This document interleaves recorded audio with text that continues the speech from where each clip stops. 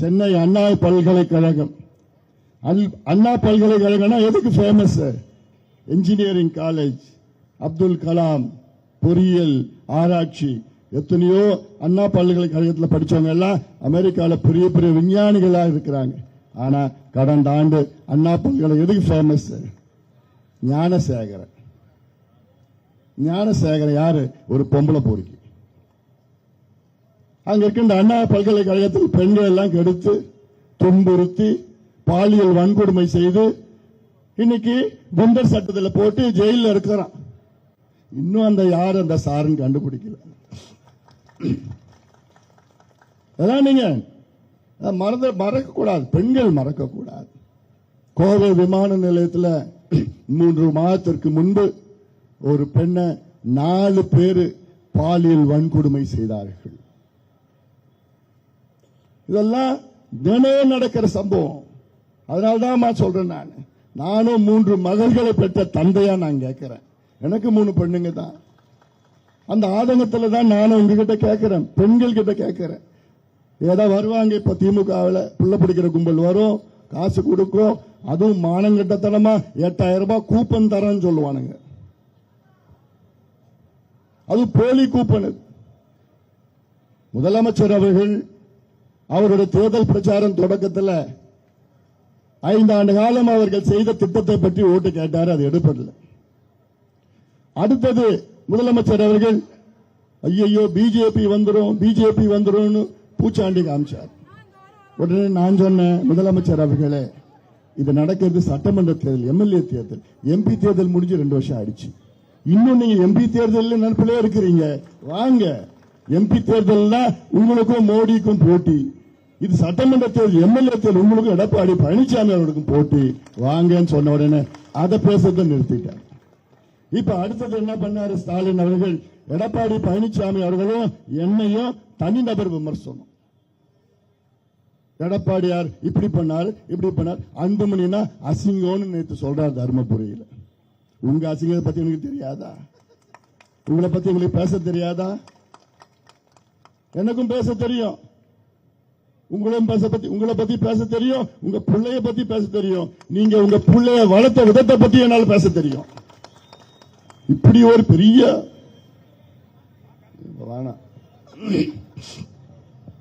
இப்ப அதையும் நிறுத்திட்டார் முதலமைச்சர் பேசுறது. இப்ப எதை பத்தி பேசுறாரு தெரியுமா? நாங்கள் ஆட்சிக்கு வந்தால் உங்களுக்கு 8000 ரூபாய் கூப்பனை கொடுப்போம். ஸ்டாலின் அவர்களே, நீங்க தமிழ்நாட்டின் முதலமைச்சர். ஒரு முதலமைச்சர் கடந்த 5 ஆண்டு காலம் நாங்கள் விவசாயத்திற்கு செய்தோம், நீர் திட்டங்களை கொண்டு வந்தோம், பிள்ளைகளை படிக்க வைத்தோம், கல்லூரிகளை கொடுத்தோம், கல்வியை கொடுத்தோம், சுகாதாரத்தை கொடுத்தோம், வேளாண்மையை மேம்படுத்தினோம். இதை சொல்லி ஓட்டு கேட்க வக்கில்ல. நாங்கள் ஆட்சிக்கு வந்தால் 8000 ரூபாய் கூப்பனை கொடுப்போம், ஒரு வெத்து பேப்பரை கொடுப்போம்னு சொல்லி ஓட்டு கேட்கிறீங்களே. இதை விட மானங்கெட்டத்தனம் ஏதாவது இருக்குமா? சிந்தித்து பாருங்கள். ஏமா 8000 ரூபாய் கூப்பன் என்பது அது வெறும் பேப்பர் தான். அந்த கூப்பன் நீங்க வாங்கணும்னா நீங்க திமுக கட்சிக்காரங்கிட்ட 3000 லஞ்சம் கொடுக்கணும். சும்மாலாம் அவனுக்கு கொடுக்க மாட்டான். அதுவும் அவன் திமுக குடும்பத்தை தான் கொடுப்பான் அந்த கூப்பனை. இப்ப கொடுக்கிறது போலி கூப்பன். அது நிஜம் நம்பிடாத, அது தூக்கி குப்பையில போடாது. அதான் சொல்லிட்டு எடப்பாடி பழனிசாமி அவர் சொல்றாரு, நான் ஆட்சிக்கு வந்தவுடன் உங்களுக்கு 10,000 ரூபாய் பணத்தை உங்க பேங்க் அக்கௌண்ட்ல வங்கி கணக்குல நான் போடுறேன். அதனால நீங்க 8000 ரூபாய் கூப்பனை பத்தி, அதுவும் பார்த்தா தர்மபுரியில் ஒரு திமுக வேட்பாளர் போஸ்டர் அடிக்கிறான், 8000 ரூபாய் கூப்பன். அந்த போஸ்டர்ல 5 ஆண்டு காலம் அவருடைய சாதனை பத்தி போஸ்டர் போடல, அவங்க முதலமைச்சரை பத்தி போஸ்டர் போடல, அவங்களுடைய வீணா போன அந்த அம்பாசிடர் பழைய கார் மாடல் திராவிட மாடல் பத்தி போஸ்டர் போடல, அவங்க தேர்தல் அறிக்கையை பத்தியும் போஸ்டர் போடல. 8000 ரூபாய் கூப்பனை பத்தி போஸ்டர் போடுறான். அப்போ எதை நம்பி ஓட்டு கேட்கிறாங்க? சிந்தித்து பாருங்கள், சிந்தித்து பாருங்கள். நேற்று ஸ்டாலின் அவர்கள் காலையில் கருப்பு டிரெஸ் போட்டுவிட்டு நாடாளுமன்றத்தில் ஒரு சட்டத்தை நிறைவேற்ற இருக்கின்றார்கள். மோடி அவர்கள் கொண்டு வந்த சட்டம். இந்த சட்டத்தினுடைய நகலை, மசோதாவுடைய நகலை ஒரு முதலமைச்சர் கருப்பு சட்டம் போட்டுட்டு அதை எரிக்கிறார். அது என்ன சட்டம் தெரியுமா? பெண்களுக்கு சட்டமன்றத்தில் இடஒதுக்கீடு, நாடாளுமன்றத்தில் இடஒதுக்கீடு வழங்குகின்ற சட்டம் அது. ஏமா நீங்க எல்லாம் எம்பி ஆகணும், எம்எல்ஏ ஆகணும்னு சட்டம் மத்தியில மோடி அவர்கள் கொண்டு வராரு. அதை எதிர்க்கிறாரு ஸ்டாலின் அவர்கள். நீங்க எல்லாம் எம்எல்ஏ ஆகக்கூடாதா, நீங்க எல்லாம் எம்பி ஆகக்கூடாதா? அவர் தங்கச்சி மட்டும்தான் எம்பி ஆகணுமா? தமிழ்நாட்டில் இன்னைக்கு 39 தொகுதி இருக்கிறது, நாடாளுமன்ற தொகுதிகள், மக்களவை. இந்த 39 தொகுதியில இன்னைக்கு வெறும் 5 பெண்கள் தான் மக்களவை உறுப்பினர்களாக இருக்கின்றார்கள், எம்பிக்களாக இருக்கின்றார்கள் மக்களவையில். மோடி அவர்கள் கொண்டு வந்த சட்டத்தினால் நாளைக்கு 39 தொகுதியிலிருந்து தமிழ்நாட்டுக்கு 59 தொகுதிகள் நமக்கு கிடைக்கும். அந்த 59 தொகுதியில் 20 தொகுதிகளில் பெண்கள் தான் எம்பிக்களாக வருவார்கள், நாடாளுமன்ற உறுப்பினராக வருவார்கள். இதுதான் சட்டம், இதுதான் சட்டம்.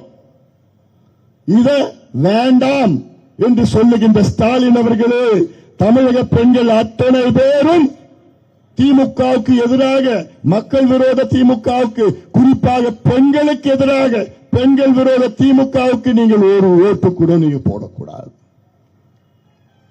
புரிந்து கொள்ளுங்கள், புரிந்து கொள்ளுங்கள். என்னென்ன பொய்ய சொல்லிட்டு இருக்கிறார்.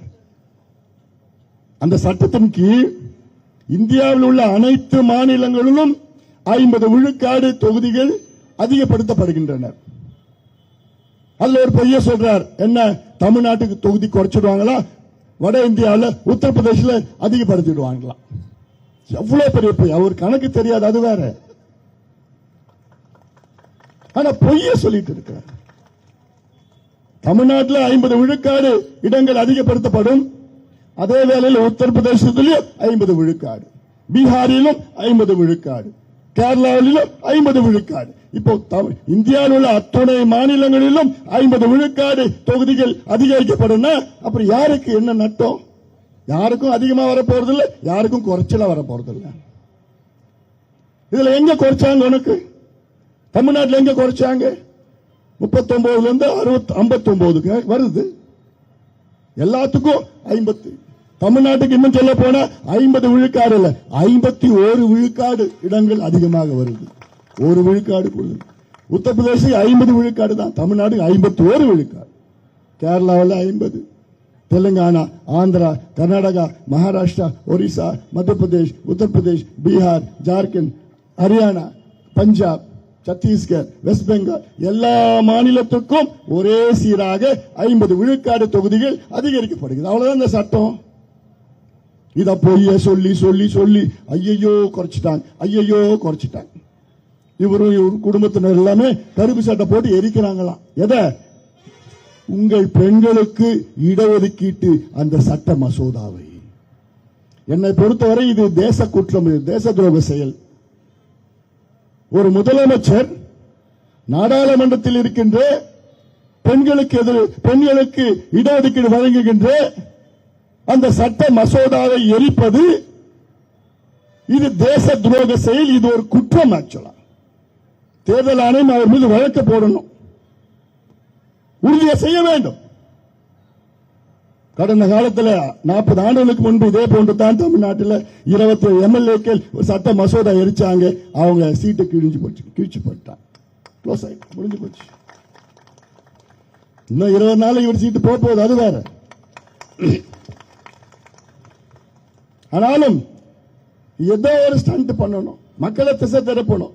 இவருடைய கையாலாகாத ஆட்சியை மக்கள் பார்த்துட்டு என்னென்னமோ பண்ணிட்டு இருக்கிறாங்க. சொல்ல முடியல, அதெல்லாம் மைக்கில் பயத்தில் இதெல்லாம் நடுக்கிட்டு இருக்கிறாங்க. திமுக அப்போ நடுக்கத்தில் இருக்கிறாங்க. முடிஞ்சு போச்சு.